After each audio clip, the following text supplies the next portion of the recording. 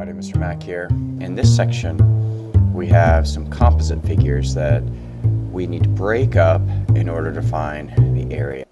So in number 13 right here, I have this quadrilateral ABCD, and it is not in the shape of any of the figures that we know how to find the area of, like rectangles, squares, circles, or triangles. But we can cut these up and add or subtract the shapes that we need in order to get our area. So there's a couple ways to do this one. One, we could take this shape and just see if we can make, looks like maybe some triangles and maybe some rectangles. So let's see, perhaps I could do that triangle,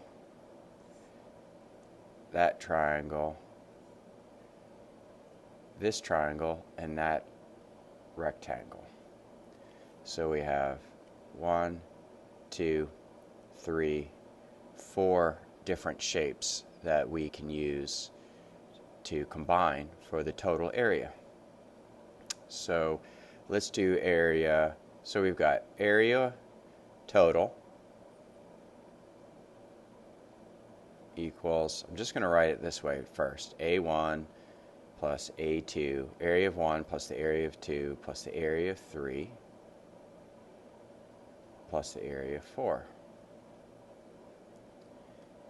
And the area of 1 is a triangle, so that's 1/2 base times height. And then the area of 2 is 1/2 base times height. The area of 3 is 1/2 base times height. And the area of 4 would be length times width, because that is a rectangle. So our base for area 1 is 1 unit, and our height right here is 4 units. Our base for area 2 is 5 units, and our height is 2 units. This is a right triangle. This is a right triangle. Our base for 3, we could say this is the base right here, is 2, and the height is 2. And then here for the rectangle, we have a 3 by 2. And then we can just put all of this in.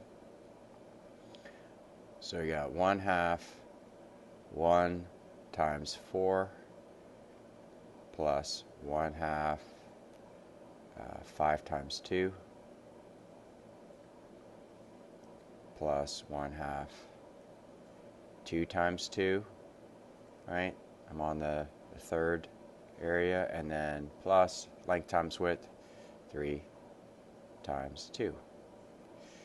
Okay, so 1/2 of 1 times 4, that's 2.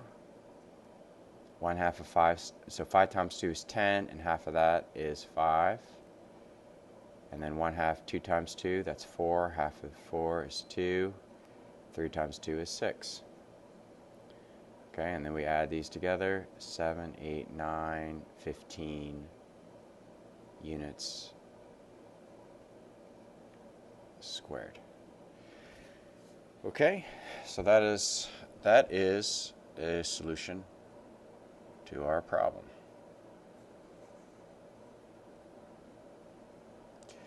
We could have done this a different way. I could have said, okay, I see a rectangle here,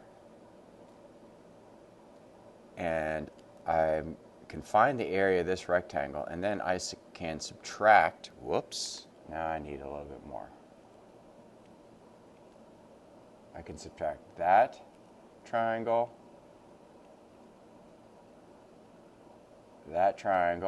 come on, hit it, and that triangle. Oh, let's get another color for that one.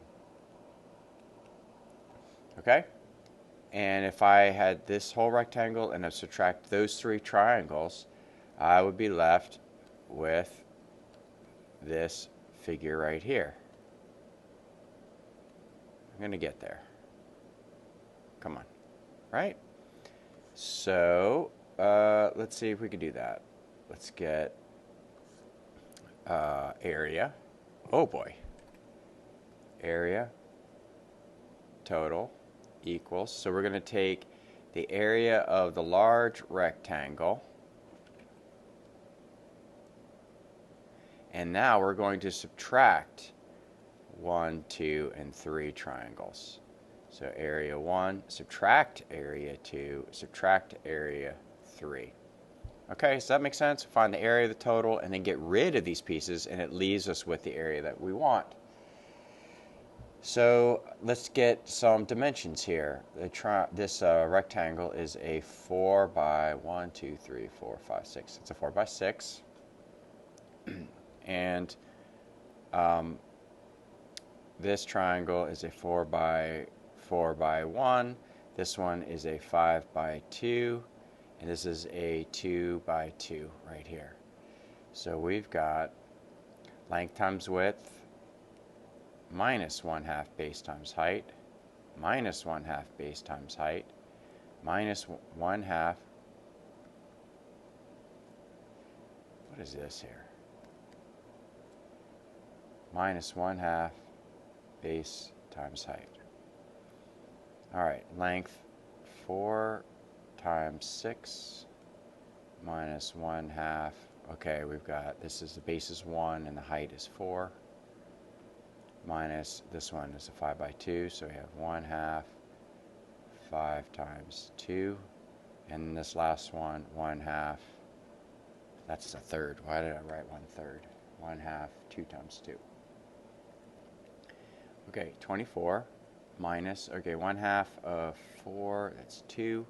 And then here we have 1/2 of 10, which is 5. And here we have 1/2 of 4, which is 2. 24 minus 7, 9.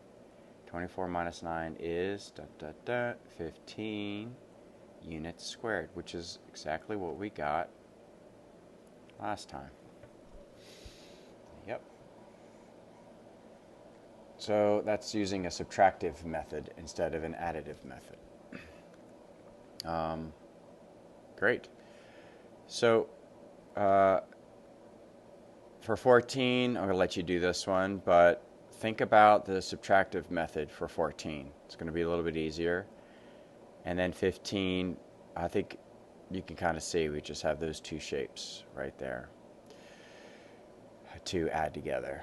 All right, I'm going to go ahead and let you guys see if you can rock that out, and I'll check you later.